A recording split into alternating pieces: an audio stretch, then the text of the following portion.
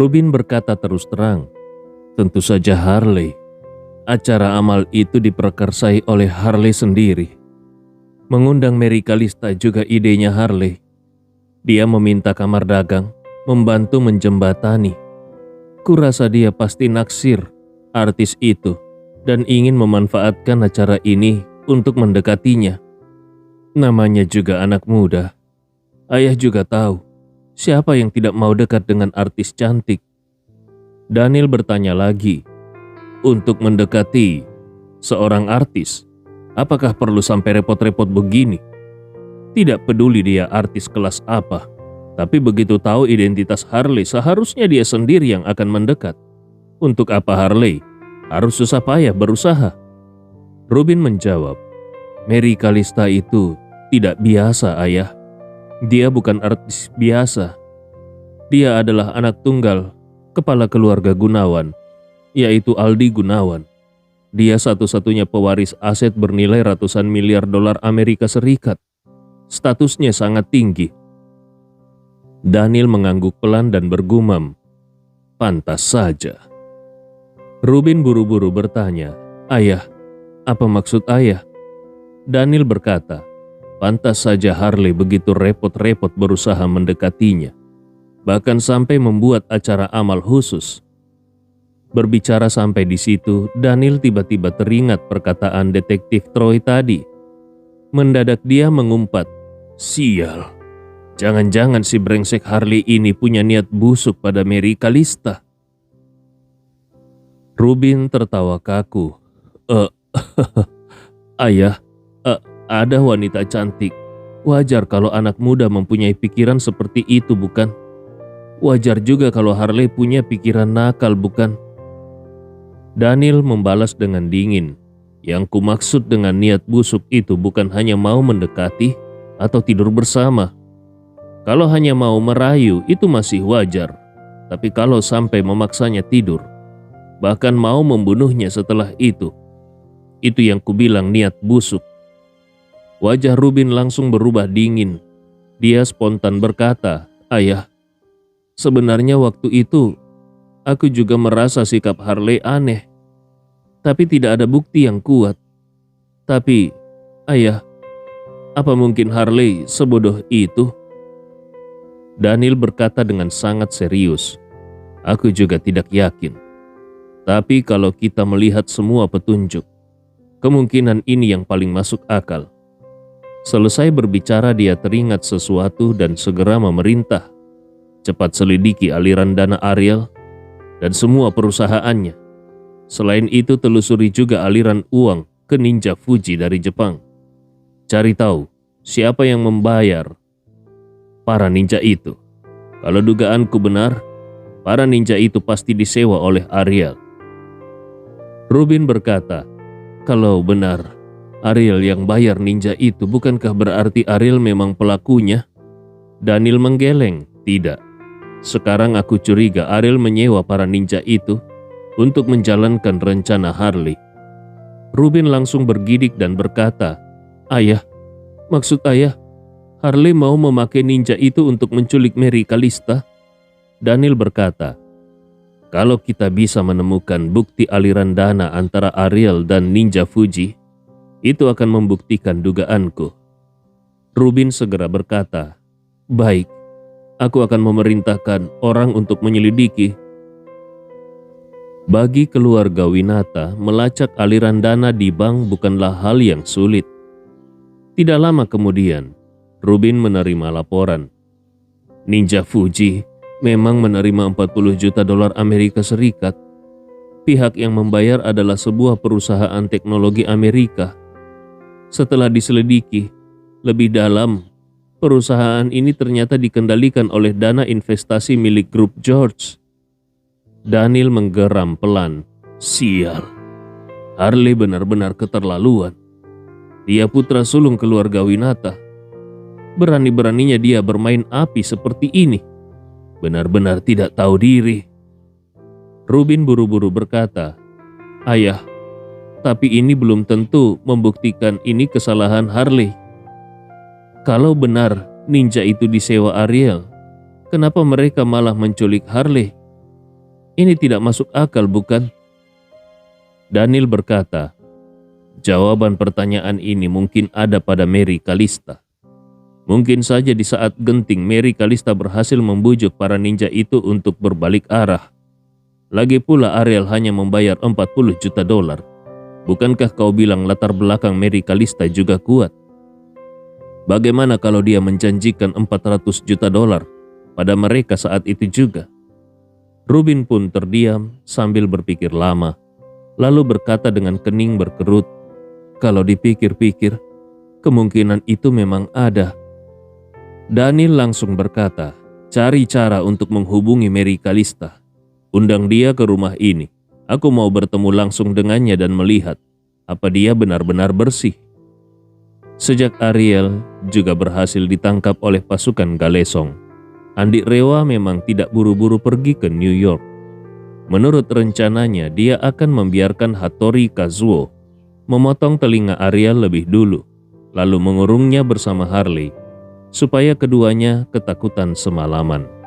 Setelah itu barulah dia pergi ke New York untuk mengurus semuanya satu persatu. Sementara itu Mary Calista, yang memang sudah berpengalaman dan berpandangan luas, tidak terlalu terpengaruh oleh masalah Harley. Sehari setelah Andi Rewa memerintahkan Hattori Kazuo menculik Harley, dia sudah melupakan persoalan itu dan sepenuhnya fokus menyiapkan konser mendatang. Sepanjang hari ini Mary Calista sibuk mengurus segala persiapan konser. Agar bisa berlatih dengan timnya secara optimal, agensinya bahkan menyewa pusat latihan tari di New York khusus untuk Mary Calista dan para penari pendampingnya. Malamnya sepulang ke hotel, Mary Calista baru saja selesai mandi dan bersiap beristirahat ketika asistennya Rara mengetuk pintu kamar dan masuk sambil berkata, "Mary, Tuan Rubin dari keluarga Winata menelpon. Katanya besok siang dia ingin mengundangmu makan di rumah mereka." Dahi Mary Calista langsung berkerut. Dia bertanya, "Tuan Rubin, maksudmu ayahnya Harley?" Rara mengangguk. "Benar. Dia bilang kakek Harley sangat ingin bertemu denganmu." Mary Calista langsung berkata tanpa pikir panjang, "Tidak mau, tolak saja." Rara buru-buru berkata, "Mary, keluarga Winata punya pengaruh besar di New York. Kalau ditolak mentah-mentah rasanya kurang baik, bukan?" Mary Calista yang biasanya selalu rendah hati, untuk pertama kalinya menunjukkan ekspresi jijik dan meremehkan. Dengan dingin dia berkata, "Apanya yang kurang baik? Pengaruh mereka sebesar apapun tidak ada hubungannya denganku. Aku tidak meminjam uang mereka dan juga tidak meminta bantuan mereka. Sekalipun dia orang terkaya di dunia, aku juga tidak perlu menjaga perasaannya." Mary Calista menambahkan, "Lagi pula tujuan mereka mengundangku makan. Sudah jelas, mereka pasti ingin memanfaatkan kesempatan itu untuk menggali informasi tentang bagaimana Harley bisa hilang. Pada akhirnya, mereka pasti ingin menemukan Andi. Aku tidak akan memberikan mereka kesempatan sekecil apapun." Rara berkata dengan pasrah, "Kalau begitu, kalau besok kita langsung meninggalkan New York dan Amerika, aku pasti akan langsung menolaknya. Tapi masalahnya konser kita di Amerika masih banyak. Aku khawatir keluarga Winata akan mempersulit kita nantinya." Mary Calista menjawab dengan tenang, "Tidak masalah. Kita tidak perlu menuruti keinginan mereka. Kau tolak saja. Kalau mereka ingin bermain kotor, biar kita hadapi." Rara mengangguk. "Baiklah. Mendengarmu bicara saja rasanya sudah membuat semangat. Baik, aku akan telepon mereka sekarang dan menolaknya." Setelah itu Rara keluar dari kamar Mary Calista, lalu menelpon balik Rubin. Begitu telepon terhubung, Rara berbicara dengan nada datar. "Maaf Tuan Rubin, akhir-akhir ini Nona Mary sedang sibuk mempersiapkan konser. Jadwalnya sangat padat, jadi tidak ada waktu untuk berkunjung. Mohon dimaklumi." Rubin tidak menyangka Mary Calista benar-benar berani menolak undangan keluarga Winata. Seketika dia merasa marah dan membentak, Sesibuk apapun seorang Mary Kalista, pasti punya waktu makan sebentar, bukan? Rara tersenyum kecil lalu berkata, "Maaf Tuan, untuk waktu itu pun benar-benar tidak ada." Selesai berkata begitu, Rara segera menambahkan, "Tuan Rubin, aku ada urusan. Aku tutup dulu teleponnya." Ketika mendengar nada sibuk di telepon, Rubin benar-benar naik pitam. Dia segera melapor kepada ayahnya yang berdiri di samping. "Ayah, Mary Kalista berani menolak, benar-benar keterlaluan." Daniel pun tampak kesal, lalu berkata dengan dingin, "Gadis itu benar-benar tidak tahu diri." Setelah itu Daniel melambaikan tangannya dengan marah sambil membentak, "Bukankah dia akan konser di New York? Suruh orang membeli gedung konsernya sekarang juga. Katakan ke timnya, gedung itu akan direnovasi total dan konser ditunda tanpa batas waktu. Mengenai kontrak dengan mereka, kita ganti rugi sesuai harga. Aku ingin melihat apa yang bisa dia lakukan." Keesokan paginya, Mary Kalista bangun lebih awal. Dia bersiap-siap dan hendak berangkat ke pusat latihan tari untuk latihan lagi. Karena Andi belum datang ke New York kemarin, dia menjadi agak cemas. Jadi dia pun mengirim pesan untuk menanyakan apakah Andi berencana untuk hadir hari ini. Kebetulan Andi Rewa sedang berniat berangkat hari ini. Dia hendak memaksa Harley dan Ariel membuka mulut dan mengakui semua perbuatan kotor mereka, lalu mencari cara agar bukti bisa dikumpulkan. Selama mempunyai bukti, urusan lainnya akan lebih mudah. Agar istrinya Najwa tidak curiga, Andi Rewa memakai alasan membantu Mary Kalista memperbaiki Feng Shui. Begitu istrinya berangkat ke kampus, dia akan langsung naik helikopter ke New York. Jadi begitu membaca pesan Mary Kalista, dia langsung membalas, "Sebentar lagi aku ke sana, tapi aku ada urusan yang harus diselesaikan lebih dulu." Mary Kalista membalas, "Andi, hari ini aku harus latihan di pusat tari. Kalau kau tidak terburu-buru pulang, bagaimana kalau malamnya kita makan bersama?" Andi pun menyanggupi dengan senang hati. Mary Kalista tentu saja senang sekali mendapat jawaban itu. Dia segera menentukan waktu makan dengan Andi, lalu menutup telepon dengan perasaan riang dan bersiap keluar. Saat itulah Rara datang dengan panik. "Mary, ada kabar buruk. Pihak gedung konser baru saja mengirim pemberitahuan.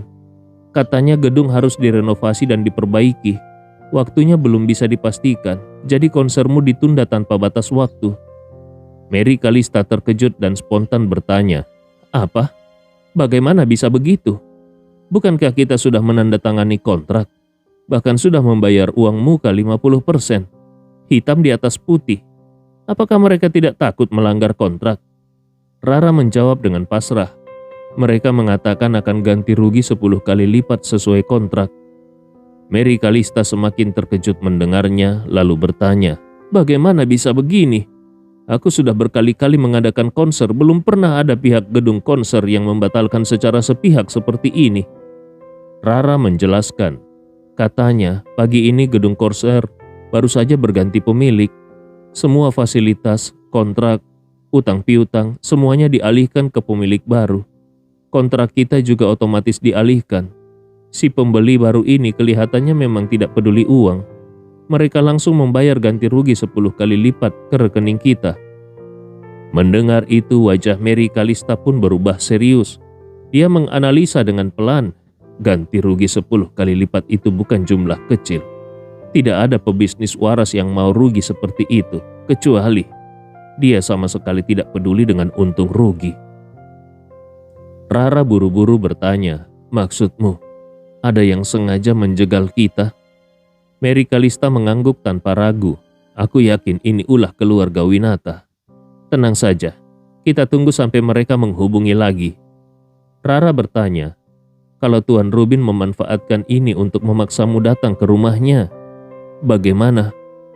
Mary Kalista berpikir sejenak lalu menjawab, "Kalau dia benar-benar berani menuntut begitu, aku akan meminta Andi menemaniku. Kebetulan Andi akan segera ke New York. Selama ada Andi di sisiku, aku tidak takut pada apapun. Aku tidak percaya ada yang berani mengusikku di depan Andi." Begitu mendengar Mary Kalista menyebut nama Andi, mata Rara langsung berbinar. Dia spontan berkata, "Benar, panggil saja Andimu itu. Kalau keluarga Winata berani macam-macam, biar Andimu yang menghajar mereka habis-habisan." Mary melirik jam, lalu berkata, "Kita berangkat dulu ke pusat latihan dan lanjut latihan dulu." Rara dengan cepat bertanya, "Lalu bagaimana dengan keluarga Winata? Kalau urusan dengan mereka tidak selesai juga, konser kita bisa batal total." Mary Kalista menenangkan, "Tenang saja. Tujuan keluarga Winata kan hanya ingin bertemu denganku. Bukan benar-benar ingin membuat konser batal. Mereka pasti akan secepatnya menelponmu lagi." Dan benar saja prediksi Mary Kalista tidak meleset. Belum sempat mereka keluar dari hotel, Rara sudah menerima telepon dari Rubin. Di telepon Rubin tertawa ramah. "Tentang makan siang kemarin itu bagaimana? Apakah Nona Mary Kalista ada waktu hari ini?" Rara membuka pintu mobil dan duduk di kursi depan sambil membalas dengan ketus, "Tuan Rubin, kau adalah tokoh besar di New York. Bermain dengan cara kotor seperti ini untuk menekan kami. Bukankah rasanya tidak pantas?" Rubin berpura-pura polos. "Apa maksudmu? Kami ini sangat menghargai Nona Mary Kalista. Bagaimana mungkin kami menekan dia dengan cara kotor?" Rara malas berdebat panjang, jadi dia langsung menukas. "Kalau memang laki-laki sejati, jujur saja. Gedung konser kami itu, benar kalian yang membelinya bukan?" Rubin mengaku tanpa ragu, "Benar. Gedung konser itu memang baru saja dibeli salah satu anak perusahaan kami. Terus terang, gedung itu renovasi terakhirnya sudah setahun lalu. Menurut kami sudah agak ketinggalan zaman. Jadi kami berencana renovasi total dengan investasi besar-besaran. Nona Mary Kalista adalah bintang kelas dunia. Mana mungkin kami tega membiarkannya memakai gedung seadanya. Setelah kami pastikan gedung itu selesai direnovasi, Nona Mary Kalista akan kami undang kembali untuk konser di situ. Dan aku jamin, nantinya kami tidak akan menarik biaya sepeser pun." Rara merasa gemas sampai giginya hampir bergemeretak. Dia menahan emosi dan berkata dengan dingin, "Tuan Rubin, langsung saja ke intinya. Bagaimana caranya supaya konser kami tetap berjalan sesuai jadwal?" Rubin tertawa kecil. "Kalau kalian ingin konsernya tetap berjalan sesuai jadwal, ya memang bisa saja. Tapi bukankah kami sudah keluar banyak biaya untuk renovasi dan banyak konser lain juga terpaksa mundur? Kompensasi pun kami bayar mahal. Kalau Nona Mary Kalista memang ingin tetap manggung, ya silakan. Sempatkan waktu untuk makan bersama agar kita duduk baik-baik dan membicarakan semuanya." Rara menjawab dingin, "Mengenai hal itu, aku tidak bisa putuskan sendiri. Aku akan melapor kepada Nona Mary Kalista dulu. Nanti akan aku kabari lagi." Rubin tertawa puas. "Baik, kalau begitu aku tunggu kabar baiknya."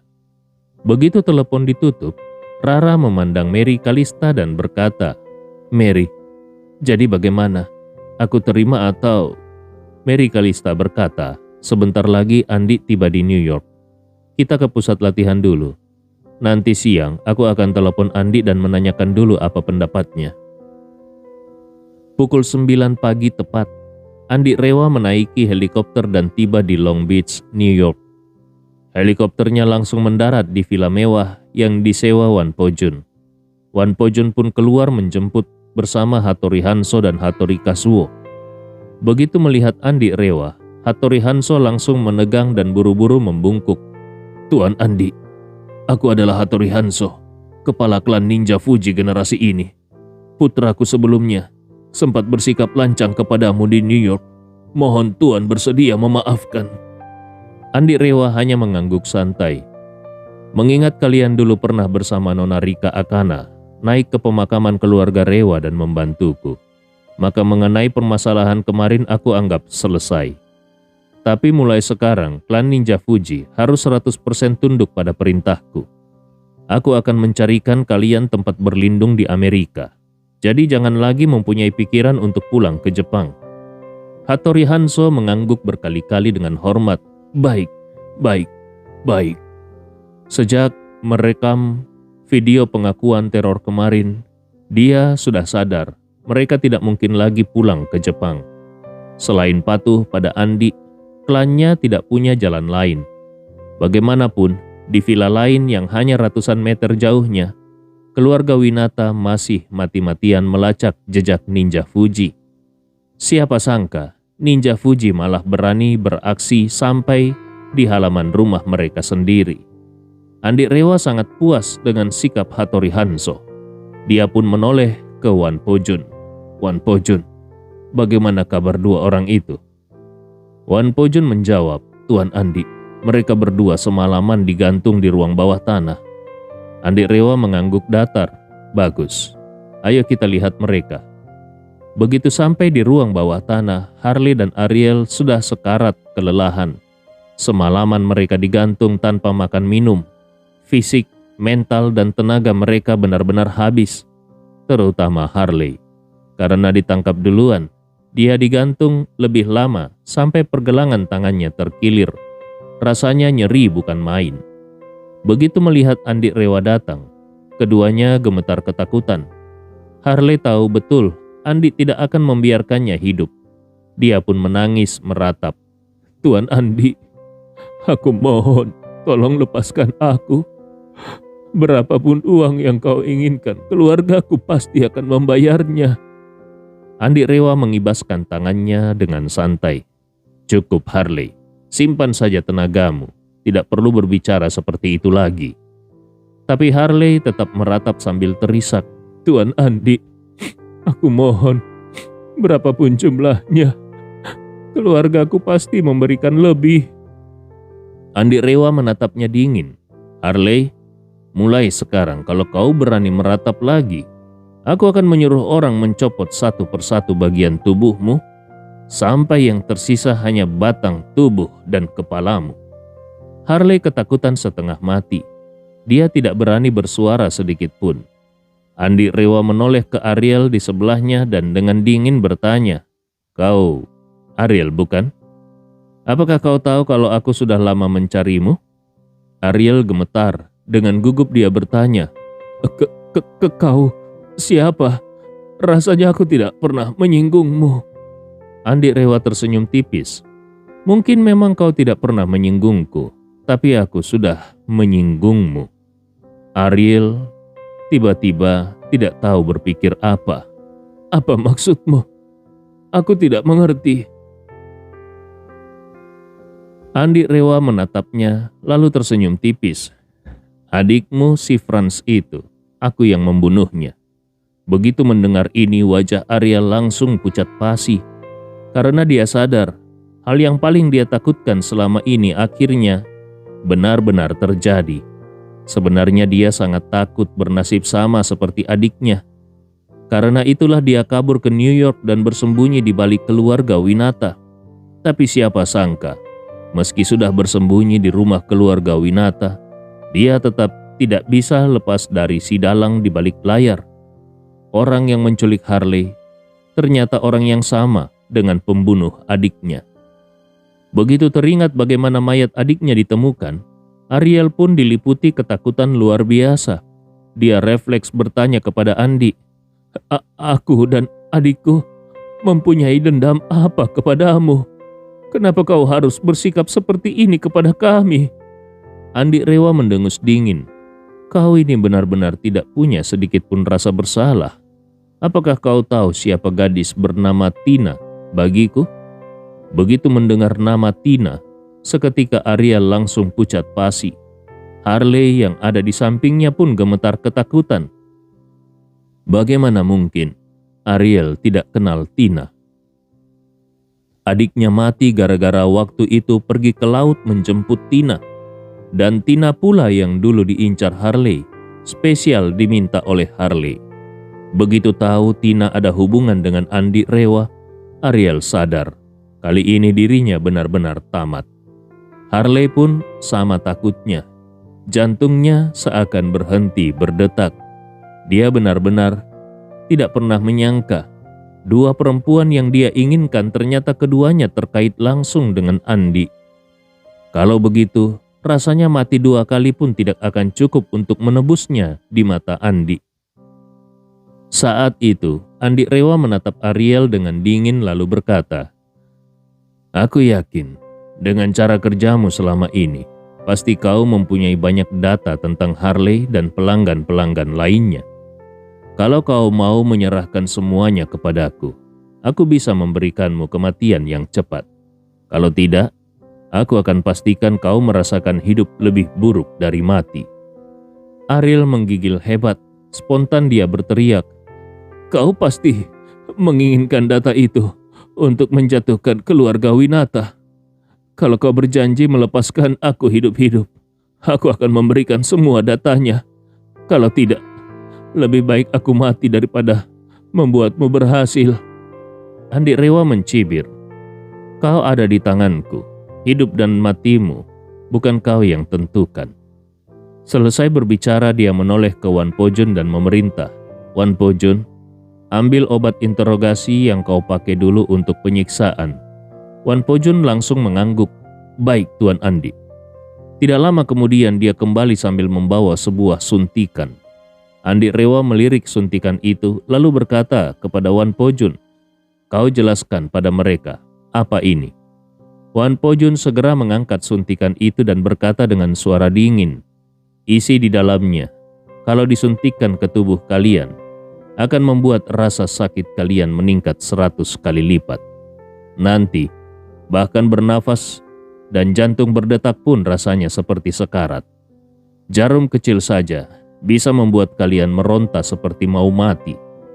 Kemudian dia menambahkan, "Tapi tenang, obat ini hanya mempengaruhi saraf, tidak akan membunuh kalian.